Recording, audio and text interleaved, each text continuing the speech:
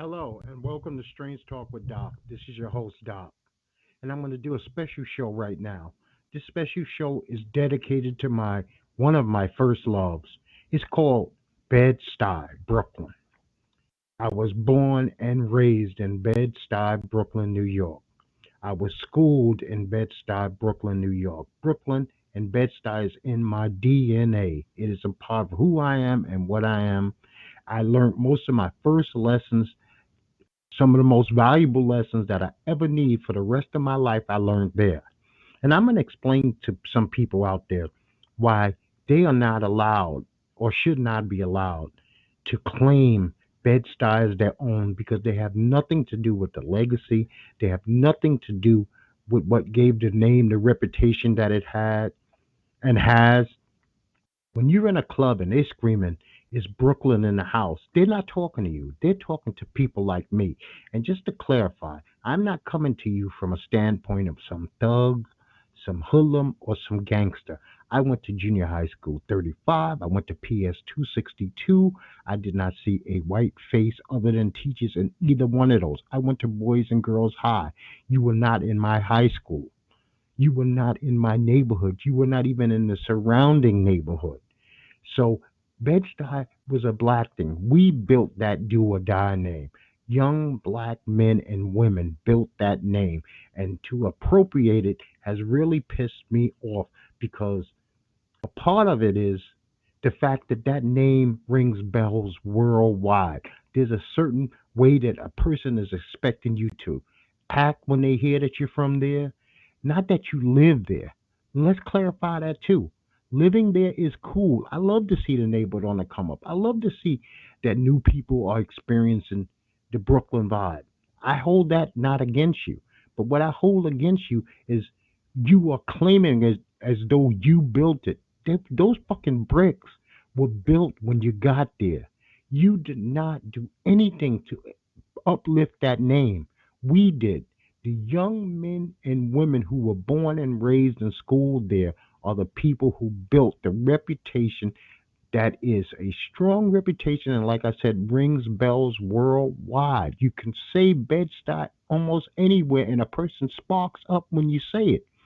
So you're not allowed to take that if you're from fucking Montana, been schooled in Wyoming. You're from California. This might be your home, but this is not where you were built. This is not where you learned the rules to the road. This is not where you learned how to maneuver minefields. Being from Brooklyn means that you learn how to maneuver minefields. And let's get to one point real quick. Brooklyn in the 1970s and 80s and beyond was one of the most racist places there was. I lived in Brooklyn. I worked on Wall Street. I went to NYU. I tried to get an apartment in Fort Hamilton. I was turned down the second that I got there because I'm a black male. So we had areas we could live and we had areas we could not go. New Utrecht, we were not welcome. We were not welcome in Mill Basin. We were not welcome in uh, Bay Ridge. Uh, there were a lot of areas in Brooklyn black people were not welcome. Kensington, where I wound up living for a period of time later on in life, I wasn't welcome there. It was a predominantly Jewish neighborhood, and they wanted nothing to do with black people. They didn't want black people anywhere near them. We had Bushwick, we had Flatbush, and we had Brownsville, East New York, and Bed-Stuy. Those were our predominant areas. And you cannot dispute me because I was there. And if you were there, you know this to be true. It was us and Hispanics, and that's all there was. If you saw a white person, they were coming in and they were going out. They did not live there. There was no white people on Halsey. There was no white people on Fulton Street. There was no white people on Reed Avenue, Malcolm X Boulevard, as you call it today. There was no white people living on Sumner or Tompkins or Marcy. So cut the shit. You had nothing to do with it. Because I'm going to tell you now, when I went to the roller skating ring, Empire roller skating ring, there was no white people roller skating in there. When I went down to RB Square Mall, there were no white people on Fulton Street shopping there.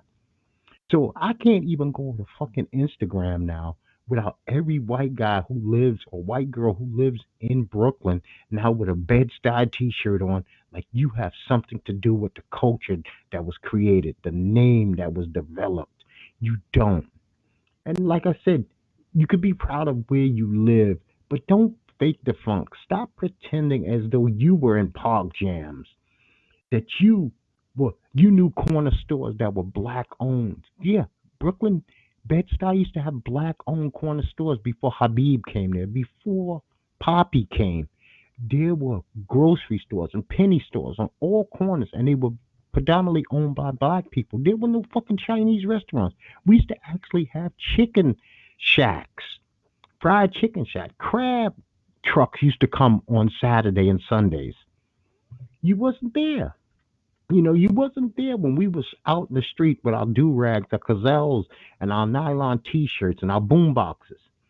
You wasn't there, and so stop fooling yourself. You wasn't on that back Cartier train because you couldn't ride the fucking back Cartier train. I never seen a white person on the back Cartier train after evening hours because only a couple of kind of people could be on the back Cartier train. There was the predators and it was the prey. And if you was on that back car, your ass was prey between Utica Avenue and J Street and Barrel Hall. And that is the bottom line. That is the truth. I didn't see you at those park jams. I didn't see you at Fulton Street Park when they was having the Friday and Saturday night park jams. You just wasn't there. You just was not there. I didn't see you in the Pumas with the fat strings. You wasn't there. Now I know that the neighborhood had a lot of bad shit going on, and there's no ifs, ands, and buts about it. I know more killers than I know college students. I know more robbers than I know guys who went on to have good corporate careers. That's just how it goes. That was the day, and that was the time. And people bitching and moaning about 600 deaths, and that is a lot of murders, and I understand that. But I lived there in the heart of a time where we had decades of only over 3,500. I mean, that was daily, every year, every single year. So you would one day know somebody, the next day you're putting on black because you got to go on Albany Avenue and go, to a wake. But that's just the reality of the situation. Now I love BK. I love Bed-Stuy. It taught me everything I needed to know. I mean, how to deal with people and how for people to deal with me. It let me know what my lane was and lanes that I should not try to get into. Like I said in the beginning, I'm no thug. And Bed-Stuy has all kinds of people, intellectuals, progressive people. You got people who are into only crime. You got some people who have never done a crime in their life. You got people who went on to become military officers, cops, which still bugs me out. The way we were treated by the 79, the 81st precincts. How the hell somebody decide that they wanted to be a police officer? I would never know coming from where we were because we were treated like shit. I mean, I'm sure you don't know what summer lunch program was. And my family actually was one of the families that gave out summer lunch, and that would get massive crowds to come by your house every day, Monday through Friday, and they would pick up their summer lunch, and they always would ask for extra, but they would drop off boxes and boxes of this shit, so your family would never care. You just give it to them. You know what I mean? So it just I don't know why it bothers me so much, but it bothers me. It bothers me that I cannot go to Instagram or I can't even go online and look at Google and put in the word Bed-Stuy and it's represented by white people who were not there.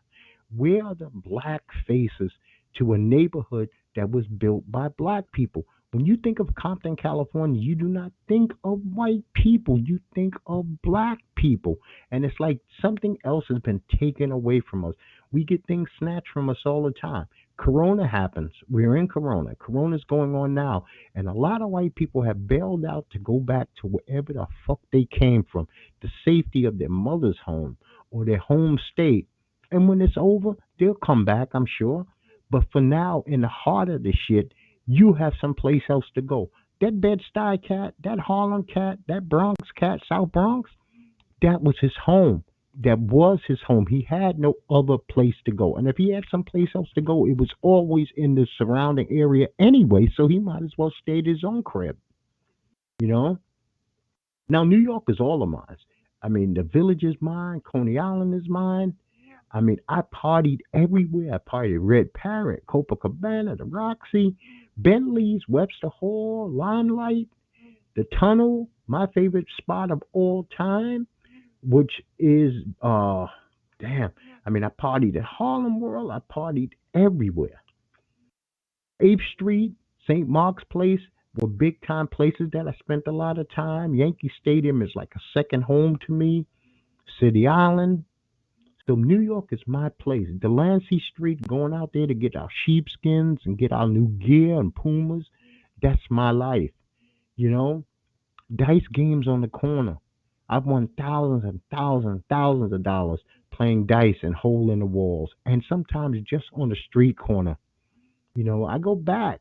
I go way back. Me and Brooklyn go back to fucking pacifiers. I mean, I was born in Brooklyn Jewish Hospital, and they pretty much spent the first 2 decades of my life until I moved to Utah in the borough of Brooklyn. And that was really my first experience with white people because before then I really didn't have any experience with young white people because you didn't exist and I did not exist to you. And I mean I like the fact that people want to move forward and people want to make some change. But you can't change and erase at the same time. And that's what I think the big issue is. It's almost as though the brother and the sister have been erased from the history. I even hear that there's a movement set forth to change the name from Bedford Stuyvesant to something like Bedford Heights. What the fuck is Bedford Heights? It's Bed-Stuy. There's a lot of blood, sweat, and tears that built up that do or die name, and it's not right to do anything to change that. Just because new people come in, they say, okay, let's make new laws, new rules. I'm sure the brothers in the neighborhood appreciate some of these little diners and little hipster places, but everybody ain't about that shit because Manhattan already had that for us. Park Slope already had that for us. All we had to do was get on a train, a bus, or a car, and we could experience that. And I almost forgot, this was the place I was talking about. The Palladium. That was my all time favorite hangout party place in New York City. You know, I'm from the time in Brooklyn where we had house parties, and sometimes these house parties would set shit off and there'd be shootings outside. But that was just a part of the situation. It's real life. Brooklyn's always been real life. It's always been raw and rugged. It's always been dangerous and tough. And see, that's what they expect when somebody asks you if you're from Brooklyn. They're expecting a certain amount of toughness from you. They're expecting a certain amount of swagger in your step. They're expecting some things. They're not expecting nothing to come back. They're expecting a return on you just saying the word Brooklyn, and then especially if you say the word Bed-Stuy. Okay? It's I don't want to ramble and I don't want to bore you. But you know what?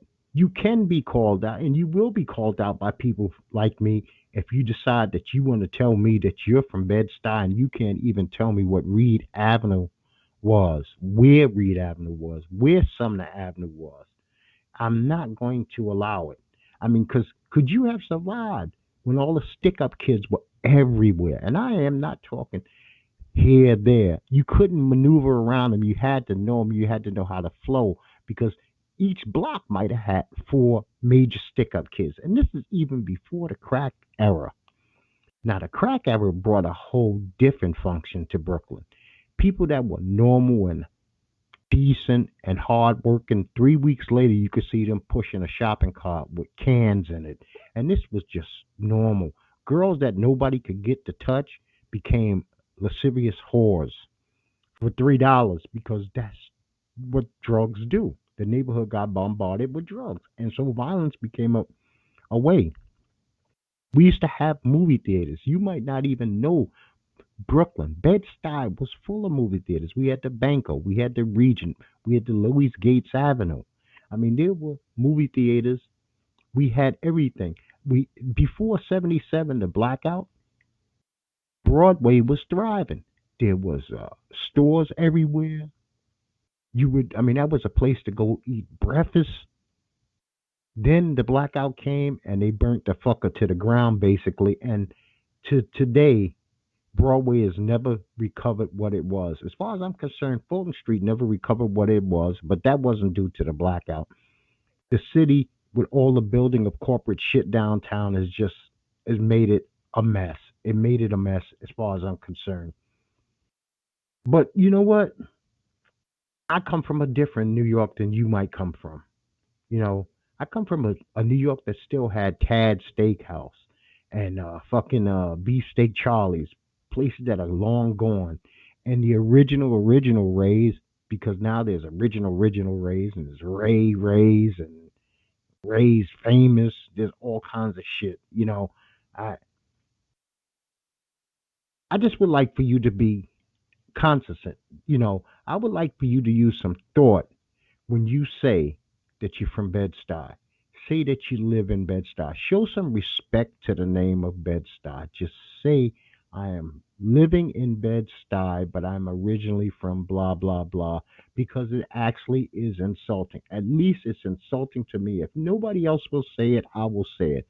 I'm insulted when I hear a young white male or female who's over a certain age, and any white male or female over the age of 30 cannot claim to be from Bed-Stuy. That is a fact. I will not back down from that.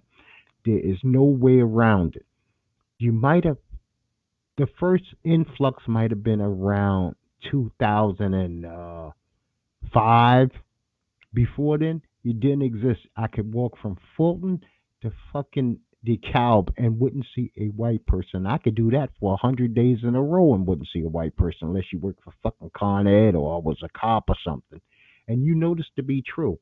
So Montana, Michigan, Alabama, North Carolina, stop it. I don't claim your city. If I won the lottery tomorrow and I moved to Malibu, I wouldn't claim to be a Californian. I would say I live in California, but I'm always going to be proud Brooklynite. And I'm going to tell you, like I tell you each and every time, this is Doc from Strange Talk with Doc, and I'm going to do my normal show Sunday morning at 9 o'clock. You can call in, you can find all my information online if you like. And from there, I would love to hear from you.